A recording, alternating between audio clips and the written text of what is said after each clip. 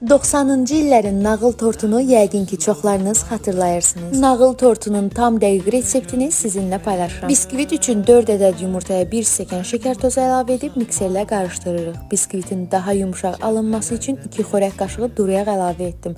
Hər zamanki seçimim kırlangıc yağları oldu. Daha sonra un və qabartma tozu əlavə edib qarışdırıb soba listinə töküb 15 dəqiqə bişiririk. Pişmiş krem üçün qazana 1 stəkan süd, 1 stəkan şəkər tozu, 2 ədəd yumurtanın sarısını əlavə edib qazın üzərində azca qatlaşan qədər bişiririk. Daha sonra qaba əlavə edib soyuduruq. 200 qram kərə yağını mikserlə ağarana qədər qarışdırıb, bişirdiyimiz kremi də qaşıq-qaşıq əlavə edib qarışdırırıq. Bişirdiyimiz biskviti 3 bərabər hissələrə bölüb, kənarlarını da qırıntı halına gətirib bəzək üçün saxlayırıq. Bu reseptlə biskvitiniz ağappaq, pambıq kimi alınacaq. Biskvitləri şərbətləyib kremi arasına çəkirik. Hazırladığım kremin bir hissəsini kakao əlavə edib üzərinin bəzəyi üçün ayırmışam. Videoda göstərdiyim formada tortu yığıb üzərini bəzədim. Düşünürəm ki, keçmişdə yediyimiz nağıl tortlarının birəbir eynisi alındı. Tortun görünüşü, dadı, qoxusu bizi keçmişdəki illərə apardı. Daha maraqlı videolar üçün səhifəmi takib etməyi unutmayın. Hələlik.